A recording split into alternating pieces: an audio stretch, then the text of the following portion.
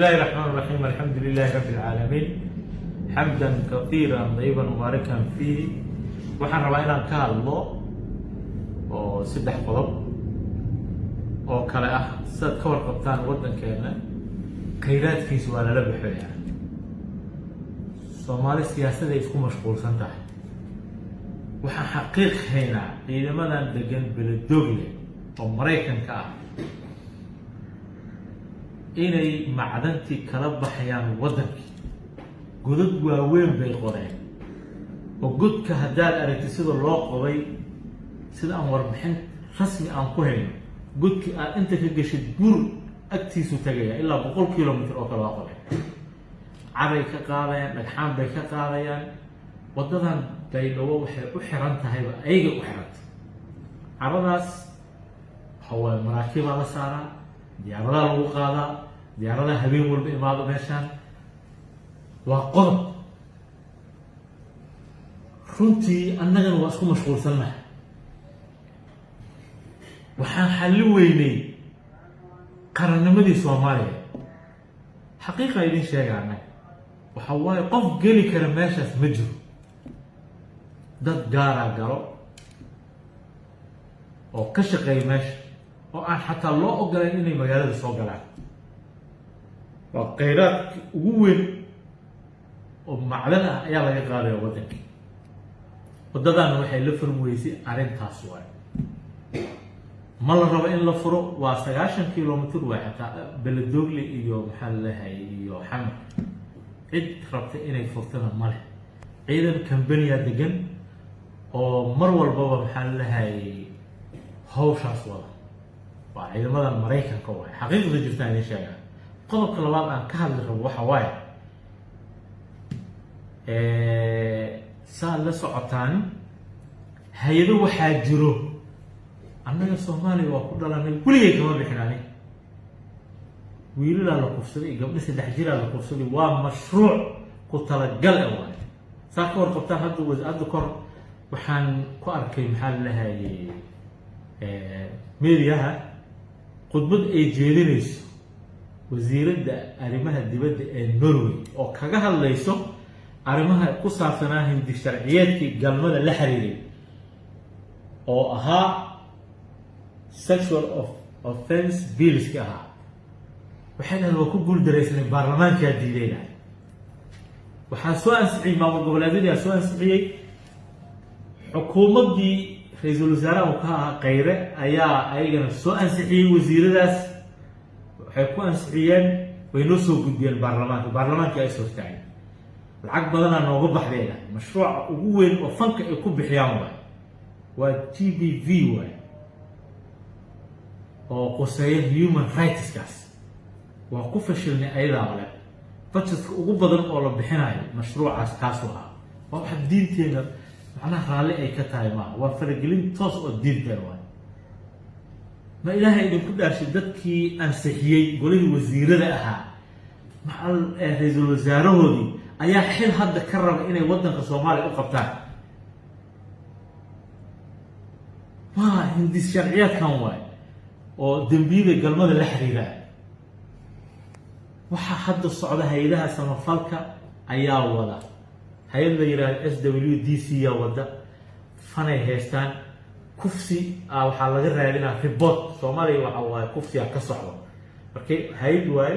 waxay rabtaa bil walba report inay bixiso shana la kufsaday Muqdisho gabar lagu kufsaday waxa dhalinyaro yar oo waxba haysanin oo daroogo isticmaalo ayaa maxaa la lahayd lacag la soo siiya hal la baaro xaqiiqda idin sheegaa wiilgiis wiil kufsaday ma arkin anaga wiil 3 jir kufsanay muxuu yahay waa mashruuc loogu talagalay oo dadkan diinta loogu saaray marka waxaad dareemaysaa dada u ololeynaya arrintaas oo qarash la soo siiyay waxaan u dhaaranay kitaab jaamaca ku dhaaranay ilaahay ka cabsado wadankan khayraadkiisa la bixiyaa annaga isku mashquulsan afar maamul goboleed iyo madaxweynaha halkan fadhiyo iyo gobolka Banaadir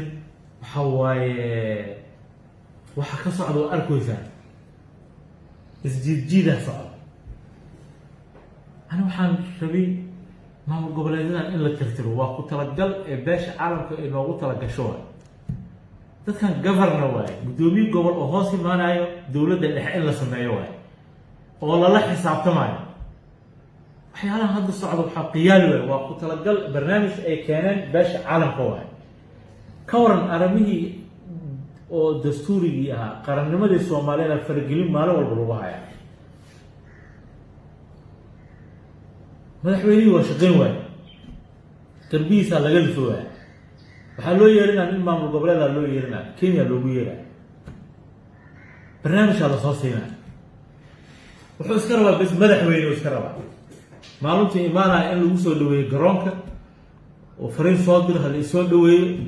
oo maxaa la qarash badan lagu bixiyo waa Soomaaliya waa wadan kaliya hal wadan waa hal madaxweyne inay yeelato waa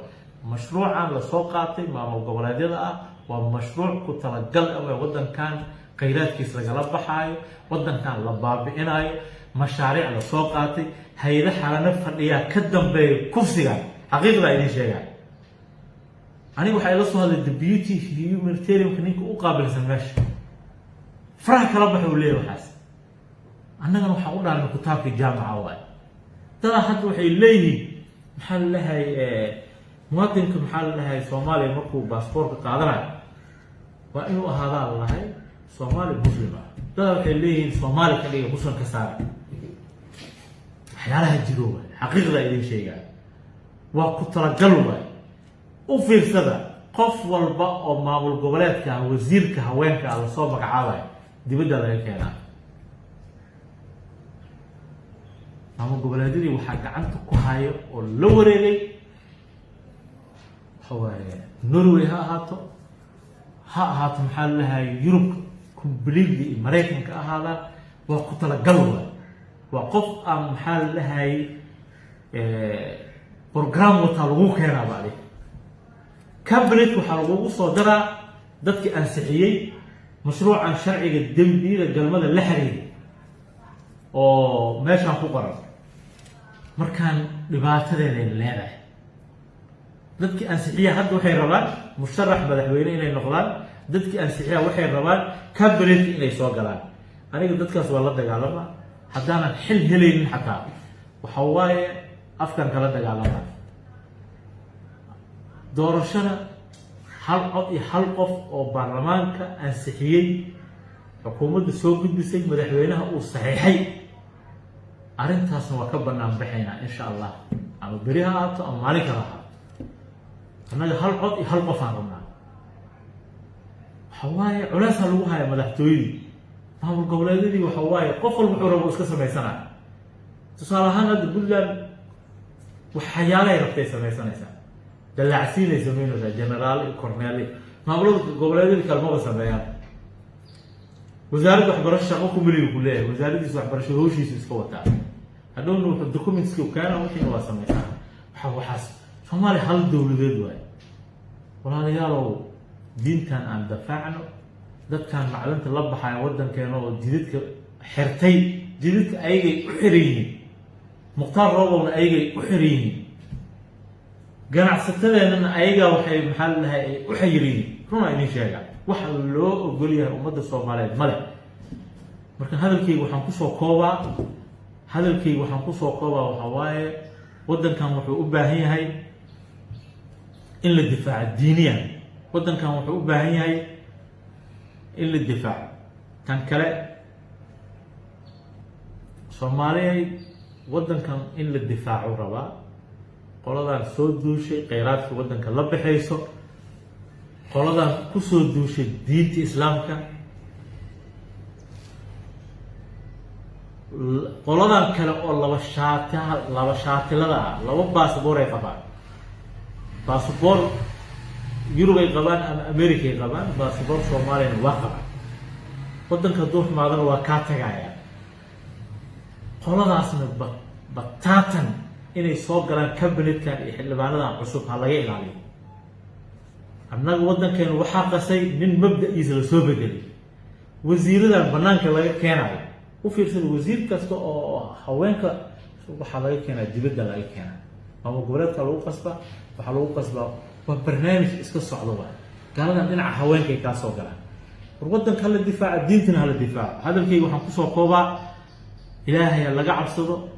cabsi ilaaha kugu leh bani aadan ha raaligelinin gaal ha raaligelinin